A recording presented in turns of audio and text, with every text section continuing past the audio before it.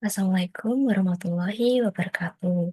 Perkenalkan, nama saya Tiara Farisa Widanta dengan NIM 24109111200008. Di sini saya akan membawakan materi tentang surface anatomy atau anatomi permukaan. Ini saya buat untuk memenuhi tugas video dari mata perkuliahan anatomi yang diampu oleh Dr. Oski Leandri. Sebelum masuk ke materi, saya akan menjelaskan sedikit tentang definisi dari anatomi. Anatomi sendiri berasal dari bahasa Yunani anatomia yang diambil dari anatemnein. Ana berarti atas dan temnein berarti memotong. Sehingga secara harfiah, anatomi berarti memotong atau memisahkan bagian-bagian tubuh untuk mengetahui susunannya. Nah, dari definisi ini dapat diketahui bahwa anatomi merupakan ilmu yang mempelajari struktur tubuh dengan cara menguraikan struktur tubuh menjadi bagian yang lebih kecil sampai ke bagian yang paling kecil. Anatomi meliputi struktur-struktur yang dilihat secara makroskopik atau tanpa bantuan perbesaran maupun secara mikroskopik atau dengan bantuan perbesaran. Nah, surface anatomy adalah cabang anatomi yang mempelajari bentuk dan struktur tubuh yang dapat dilihat atau diraba dari permukaan kulit.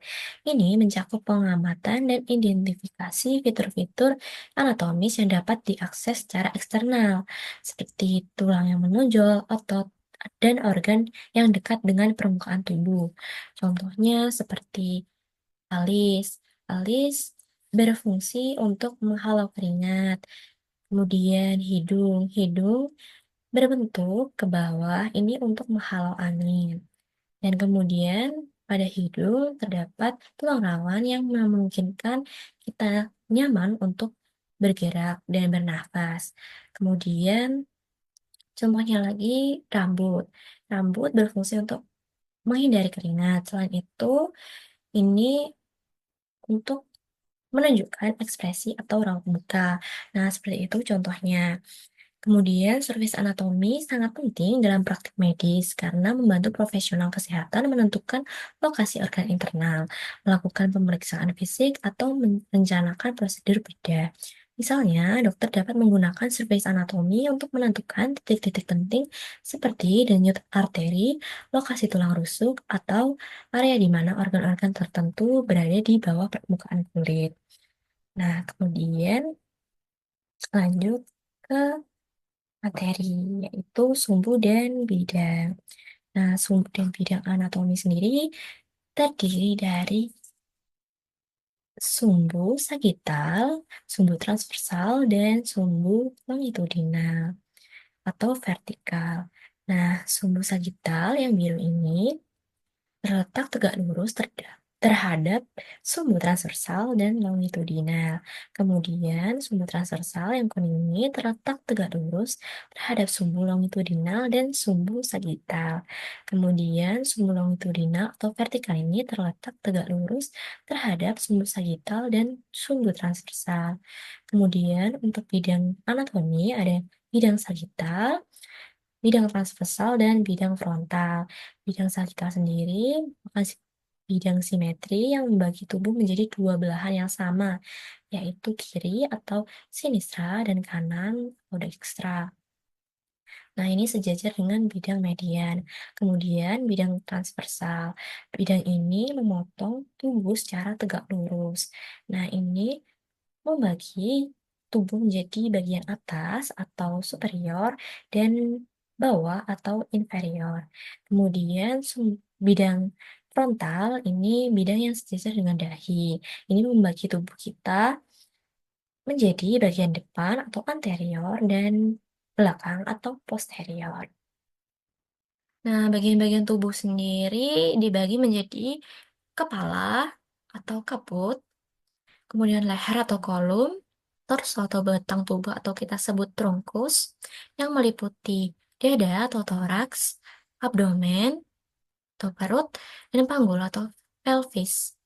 Dan juga punggung, yaitu dorsum dan ekstremitas atas, dan ekstremitas bawah.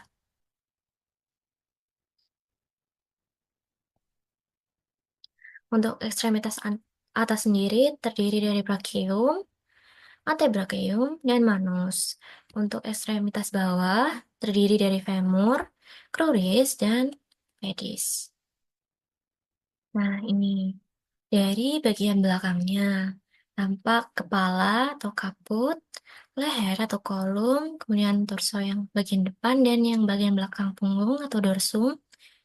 Ini, kemudian ekstremitas atas dan ekstremitas bawah. Ini lengan atas brachium, lengan bawah antebrachium, dan tangan manus. Kemudian ini terlihat tampak belakang dari femur atau tungkai atas, kemudian tungkai bawah atau kruris, dan juga pedis kaki. Kemudian masuk ke dalam regions corporis. Regio-regio tubuh ini terdiri dari regio kepala atau kaput, regio kolum atau leher, kemudian regio toraks atau dada, regio abdomen atau perut, regio pelvis atau panggul, regio punggung, dorsum, dan regio ekstremitas atas dan regio ekstremitas bawah.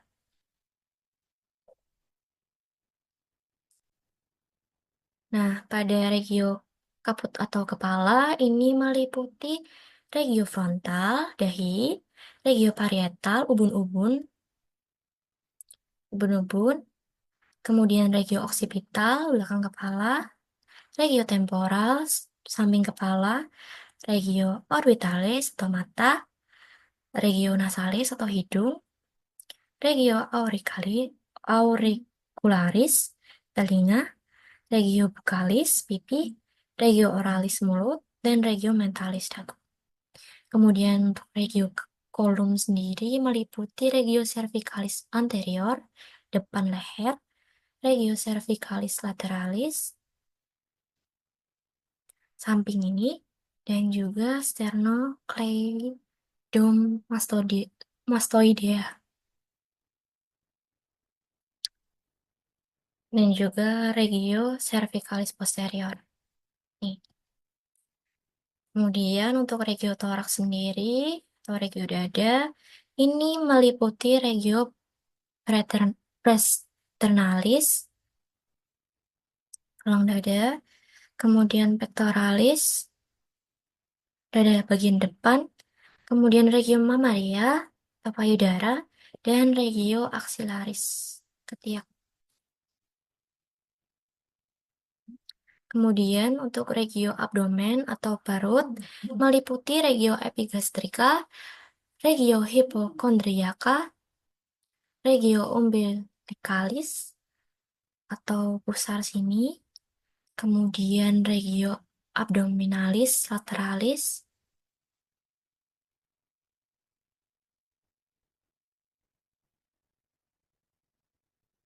kemudian untuk regio pelvis atau panggul ini meliputi regio inguinalis dan juga regio pubica. Kemudian untuk regio punggung ini meliputi regio vertebralis, kemudian regio scapularis, kemudian regio lumbalis, kemudian regio sacralis. Kemudian untuk regio ekstremitas atas meliputi regio brachianterior, regio cubitalis anterior, fossa cubitalis, regio antebrachi posterior, regio antebrachi anterior, dan dorsum manus. Kemudian untuk ekstremitas bawah, ini meliputi regio femoris anterior, regio genus anterior, regio cruris posterior, regio cruris anterior, dan dorsum pedis.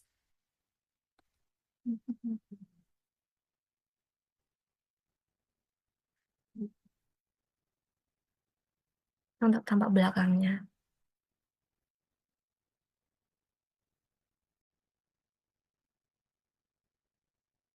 Nah, kemudian masuk ke dinding toraks dan abdomen. Di sini meliputi incisura jugularis, kemudian ada articulatio Sternoclavicularis, clavicula corpus, ini, angus sterni, angus infrasternalis, arcus costalis, annulus umbilicalis, ini pusat tubuh pusat. Kemudian spina iliaca anterior superior.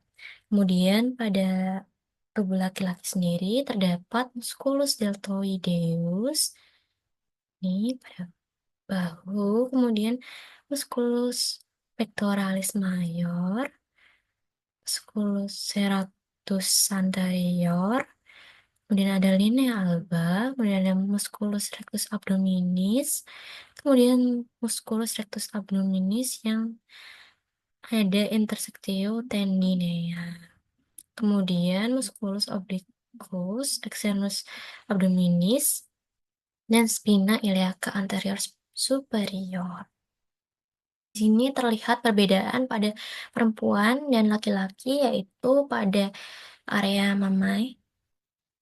Milik perempuan memiliki kelenjar susu yang berkembang dan jaringan lemak. Ini untuk memproduksi ASI untuk menyusui, sedangkan untuk laki-laki sendiri kelenjar kecil dan tidak berkembang, tidak memiliki fungsi laktasi. Kemudian masuk ke rangka dan jenis tulang. Tulang-tulang rangka sendiri dikelompokkan meliputi tulang panjang atau osa longa. Nah, osa longa ini tampak panjang dan berongga, contohnya pada femur dan juga humerus. Kemudian ada tulang pendek atau osa brevia. Ini tampak pendek dan kuat, misalnya osa carpalia dan osa tarsalia. Kemudian ada tulang pipih atau osa plana. Ini biasanya untuk melindungi organ, contohnya iga atau kosta, sternum, scapula, pelvis, dan tulang-tulang tengkorak. Kemudian ada tulang berisi udara atau osa pneumatika. Ini contohnya os frontale, os ethmoidale, maxilla, dan os sphenoidale.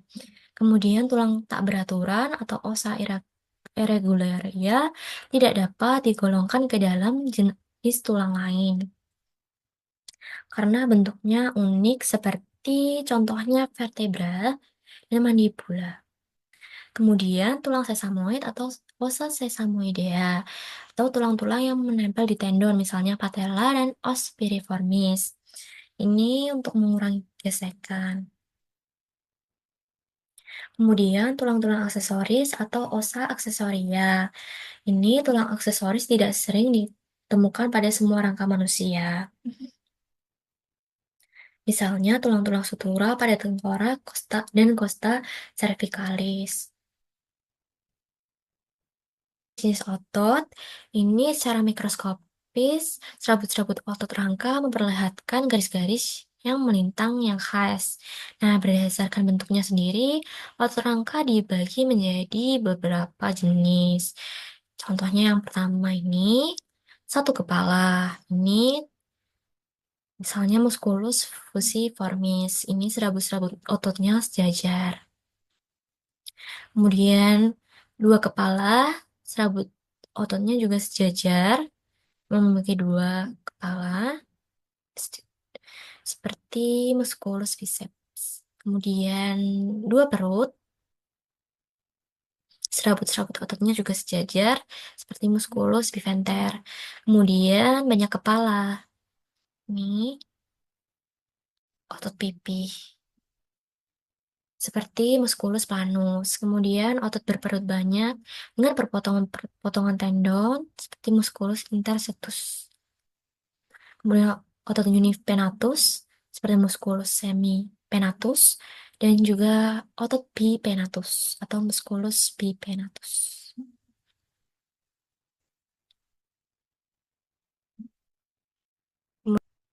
Kemudian masuk ke regio abdomen. Regio abdomen sendiri ada dua pola yang dapat membedakannya, yaitu pola 4 kuadran dan 9 kuadran. Pada pola 4 kuadran sendiri meliputi kuadran kanan atas, kuadran kiri atas, kuadran kanan bawah, dan kuadran kiri bawah. Ini ditentukan dengan bidang transumbilikalis dan bidang medianus. Ini biasanya digunakan untuk diagnosa umum. Kemudian pola 9 kuadran sendiri dilakukan untuk lokalisasi klinis biasanya digunakan. Kemudian ini meliputi regio hipokondrium dextra atau kanan, kemudian regio epigastrium atas sini, kemudian regio hipokondrium sinistra kiri, regio lateralis dextra, regio umbilicalis pada pusat tubuh ini, kayaknya, kemudian regio lateralis sinistra, regio inguinalis dextra, regio pubicum, dan regio inguinalis sinistra. Ini menggunakan bidang subcostalis, bidang medioclavicularis, dan bidang intertubercularis. Nah, di sini kemudian ada organ-organ dalam. Ini tampak proyeksi organ-organ dalam. Di sini ada esophagus, ada glandula tiroid ya, kemudian ada trakea, ada pulmo atau paru-paru kita yang sangat penting untuk jalannya pernafasan, sirkulasi udara. Kemudian ada core, ini ada diafragma, ada hepar atau hati, kemudian ada gaster, lambung, kemudian ada spleen, kemudian ada pankreas, ada duodenum, ini ada jejunum, ada ren, ginjal yang berfungsi untuk ekskresi. Kemudian ada kolon, ileum, appendix vermiformis, dan rektum. Kemudian di sini masuk ke ekstremitas atas. Nah, di sini ada regio deltoidea. Nah, di sini ada musculus atau otot deltoideus. Kemudian di sini ada plica axillaris anterior, yang mana ini termasuk dalam regio axillaris. Ini ada fossa axillaris. Kemudian di sini ada regio brachii-anterior atau depan. Ini termasuk brachium. Di sini ada musculus bicep brachii, ada musculus tricep brachii. Di sini ada epicondylus medialis. Ya, resiko. Kemudian ada musculus brachioradialis yang merupakan masuk ke regio antebrachii anterior depan. Ini antebrachium. Kemudian di sini ada palma, tenar, pollex, index, digitus medius, digitus annularis, kemudian digitus minimus, dan hipotenar. Kemudian di sini sisi belakang, di sini ada regio deltoidea sama dengan ini. Tampak belakangnya, di sini ada musculus deltoideus. Sini regio axillaris ini, plica axillaris posterior belakang. Di sini ada musculus latissimus dorsi. Nah, di sini regio brachii posterior atau belakang. Ini terdapat musculus tricep brachii. Kemudian di sini olecranon, epicondylus medialis, kemudian di sini regio antebrachii posterior belakang. Ini yang depan tadi, ini yang belakang. Di sini ada musculus brachioradialis belakangnya. Kemudian di sini ulna dan radius. Kemudian ada dorsum manus, ini pollex, index, digitus medius, digitus annularis, digitus minimus. Ini semua sama seperti ini tampak belakangnya. Kemudian ada ekstremitas bawah. Di sini ada regio inguinalis. Ini ada ligamen inguinale, ada musculus tensor fasciae latae. Kemudian di sini ada regio femoris anterior, yang mana di sini ada musculus sartorius. Kemudian di sini ada musculus quadriceps femoris. Sini. Kemudian ada regio genus anterior, ini patella, ada caput fibulae. Ini tuberositas tibiae. Kemudian di sini ada regio cruris anterior depan. Ini ada marigo anterior tibia. Kemudian di sini malleolus medialis tibia. Kemudian malleolus lateralis fibula. Kemudian dorsum pedis. Sini ada digiti, hallux, dan ini planta. Kemudian di sini ada regio glutealis. Ini ada musculus gluteus maximus di sini. Kemudian ada sulcus glutealis, sulcus analis. Kemudian di sini ada regio femoris posterior. Ini sisi anterior, depan, ini posterior, belakang. Di sini ada regio genus posterior, fossa poplitea. Poplitea. Kemudian di sini ada caput fibulae. Kemudian di sini ada musculus gastrocnemius. Di sini regio cruris posterior, di belakang surah. Kemudian ada malleolus medialis tibia, malleolus lateralis fibula, kemudian ada dorsum pedis. Nah, itu dia. Demikian penjelasan tentang surface anatomi dari saya. Kurang lebihnya saya mohon maaf. Terima kasih. Wassalamualaikum warahmatullahi wabarakatuh.